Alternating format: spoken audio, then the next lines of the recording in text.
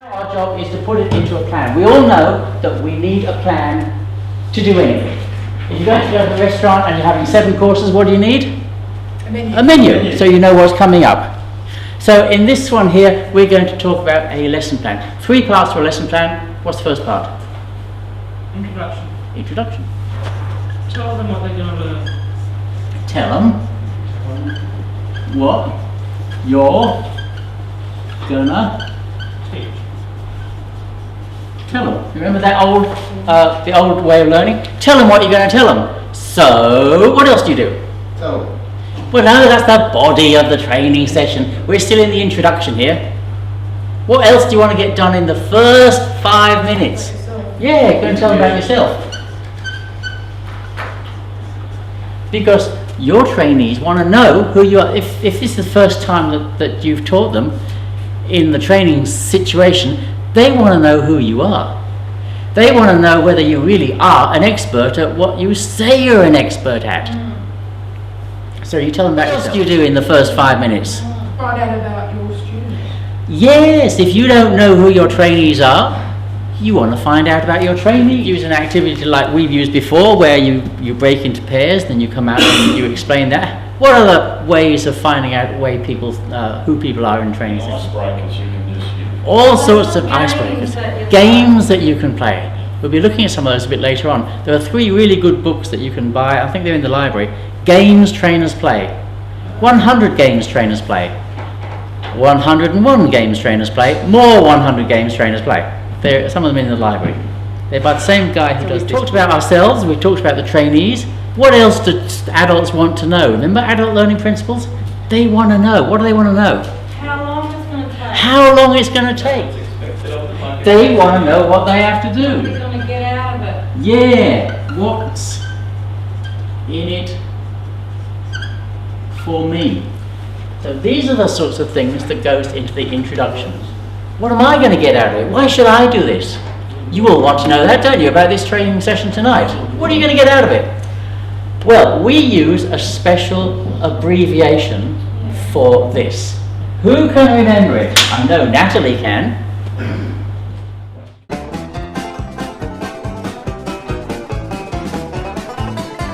Is grab attention. You know that you want to focus their minds. They might be thinking about the weekend, they might be looking out the window, what's happening there. Grab their attention. Grab their attention. Start off with a joke. Start off with a joke is always a good one. What must you be aware of if you start off with a joke? That's funny. That it's politically correct, that you remember the punchline. There's nothing worse than telling a joke and forgetting the punchline. And it's not going to offend anybody. So a joke's really good. What else could you try to shock them into listening? A bold statistic. When I teach driver education to Indigenous folk, I put that big poster that shows the number of people who've been killed in protective custody, the number of people who've been killed on communities, and the number of people being killed in driving accidents. Huge! That sort of focuses their mind on it. Shocking statistics you can tell them about. Stories, a personal story that you've been involved in relevant to the situation. Okay? Something linked to the reason why they're doing it. So that's going to be teaching you guys all about the requirements for getting a firearms license here in Kakadu National Park. And he brought in all the paperwork in there, and he brought in the rifle. The room was much lower than this. It was about this high here. And there were 12 of us in the room, and he said, "This is a rifle, this is the paperwork," bang! He fired the gun. It had a blank in it, and for the next 25 minutes he proceeded to talk, and all we could see was his lips moving. C stands for what? Grab attention. If this is the 2nd or 3rd or 4th lesson that you're giving your students, what might you want them to know? The 3rd lesson, the 4th lesson, the 5th lesson. Well, you go over what they've done and where it's going. What has happened in the past? So L stands for Last. Look back. link to last lesson. So when we came in from the coffee break, what was the first thing I did? Read Driving test. Talked about the art rampage or whatever. Yes, rampage got is. you to remember it. I got you to tell me about it. You go over what's happened before, because that way, if they've forgotten exactly what they did last lesson, and you go talking about what they're doing this lesson, what's going to happen? Missed the plot. They're going to miss the plot, and we end up in that same situation we talked about earlier. L is the link to the last session. The next one is an outcome, or, as Toby told us, a goal. This is where I say to you, at the end of this training sessions, you will be able to write a lesson plan. At the end of this training, so this is where you tell them what you're going to tell them. Structure, and this is where you tell them what the lesson's about. In this lesson, we are going to be doing adults, as you've already told me, like to know what the lesson or the training is going to be about. And the last one is T, and that's the test. How are you going to be tested? So I could say to you at the beginning of this lesson, hello ladies and gentlemen, my name is Chris. I've been teaching for 100 years, ever since I got my teaching diploma at Cambridge University, and I've taught in, and I could go on about what I've done. And then I would say to you, now, do you remember last lesson we talked about adult learning principles? Who can tell me what adult learning principles are? Philip, what does R stand for? And I could ask you all these sorts of questions. And then I would say to you, at the end of this training session, ladies and gentlemen, you will be able to write a training session plan. In fact, not only will you will have to write a training session plan and hand it to me next time we meet. But to do that, I'm going to teach you how to write the lesson plan. I'm going to teach you about the introduction. I'm going to introduce you to the body, and we're going to look at the conclusion. And I'm going to give you a couple of lesson plan formats that you can use if that's what you want to do. I've also got a chapter on it that I'd like you to read for homework.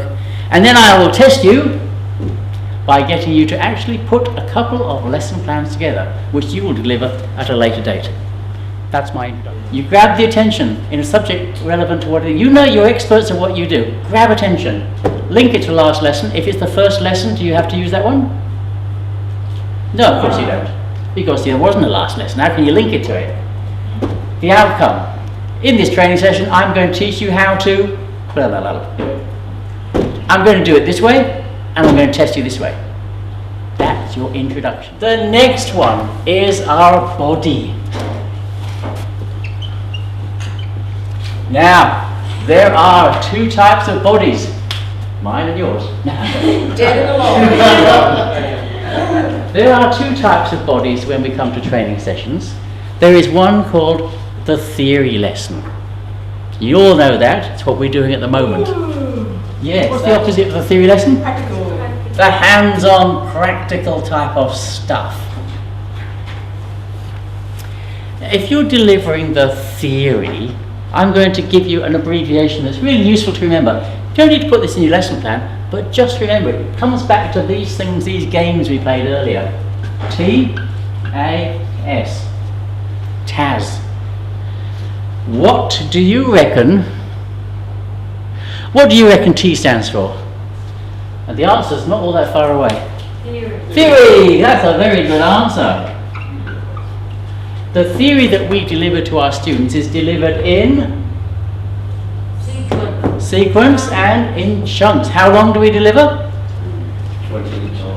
20 minutes. So you deliver, the max is 20 minutes of constant theory. You break it up with activities. Such as games. Come on guys, we've talked about this 5 times tonight already. Questions and answers. Yes. Group work. And then you use adult learning principles of R to... Structure. Not structure, that's a good answer. Good try, but it's not the right answer. Summarize. Summarize. I knew that, I just wanted to see something. We need people like you in the class. So we deliver theory, about 20 minutes. We have activities for people to do, and we summarize. What do we do next? Test them. We do it all over again. And we have a break. And so we go through our full day, or whatever it is, with 20 minutes of theory, with activities to do, and a summary. Practical. Now you know that every practical lesson you give, whether it's that blood sugar level machine, whether it's actually making the coffee, all those hands-on practical side of things, has a certain amount of theory in it as well, yes? But what I'm going to give you now is a different abbreviation, D-A-S-K, DASK. In the books you read it as T. They actually put in Demonstrate. Tim. But it is exactly right. You demonstrate. What's the T for? Demonstrate the task. In all the books I've read, it's task, demonstrate. D is to demonstrate. The books tell us that if you're demonstrating a skill like making the coffee, saddling the horse, doing the horseshoe, doing the whatever Natalie's doing, that complicated stuff Natalie's doing, you would demonstrate the task at normal speed without any sort of talking. Why would you do that? So they can look and listen, so they can look and watch. Look and watch. And They- see the result. Imagine it in their own head. Take it in. Yep, so they're seeing how it should be done properly. The next one, so this is demonstrate the task at normal speed, no explanation. And I have to stress, this is just one way of doing it. Demonstrate the task at normal speed, no explanation. The next thing you do is demonstrate it again, add an explanation. Hello everybody at home, we are going to demonstrate, using DASK, how to pull the lid off a texter. I'm going to teach you all how to pull the lid off a texter.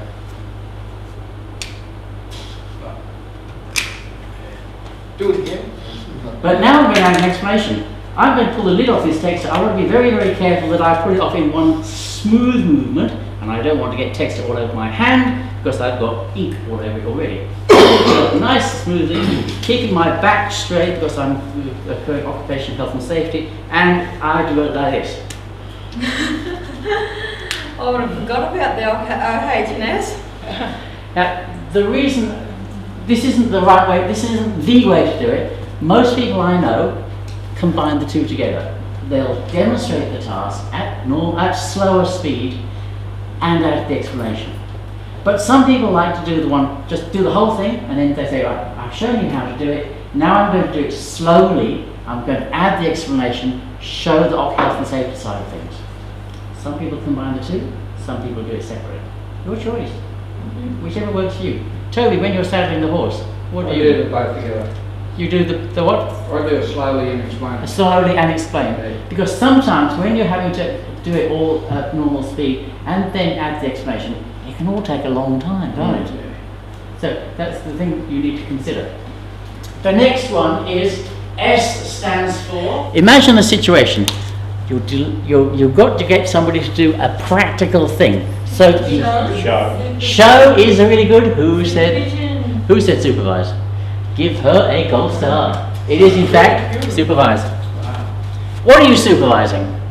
You the trainer, what are you supervising? I don't know. Pull a camel pen. What you just showed. Yeah, supervise while they Do. practice or do. So now you've done all your work. You've done your lesson plans. You've worked it all out in advance. You've practiced in front of the bathroom mirror or in friends.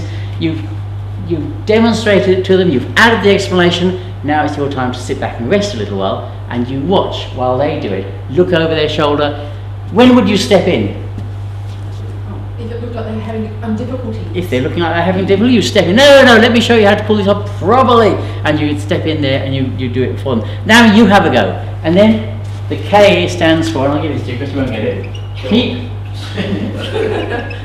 Then Practicing. keep them practicing. Until when? They get it right. Until they get it right. That's what we do as a practical lesson. What do you do? Demonstrate. Demonstrate the task. What's the next thing that you do? Add an explanation if that's what you so want to do, or you combine the two. Next one is you Supervise them doing it. supervise while they keep practicing, and the last one is you Keep them practicing. keep them practicing. The conclusion, we're going to use the term OFF. Now this O is exactly the same as wherever the hell our introduction's gone to. The O is, remember in the beginning you tell them what you're going to tell them, and now we've told them the outcome. Now we're going to tell them what we've told them, what we've done. In this training session, you have learned how to blah, blah, blah, blah. What do you reckon the second F is? Feedback. Feedback. Good adult learning principles. So we've got outcome and feedback. There is no way on earth that somebody can leave your training session without knowing what the hell they've learned. Because you told them in the introduction, you've told them in this one, and now you're telling them just before you left, I've taught you how to do this. So the outcome, feedback. This is your last chance to get inside your students' heads. You've had the group work, you've had the practicals, you've had the questions and answers, you've had the role plays, but are you absolutely certain that every single one of them has got that knowledge in their head? So you might pick a few key questions to ask. So this is that feedback stuff. You also might want to know how your training's gone down, and in future sessions we'll look at you designing or stealing or adapting a feedback sheet. But at this stage we won't worry too much about that. And the next one is what we're going to do in the next lesson. So this word we use here is the future. What next session we're going to be doing whatever it is we're going to be doing. This is the 3 parts of a lesson plan: the introduction, the body, and the conclusion. Now, lesson plans or session plans are absolutely vital in everything that we do.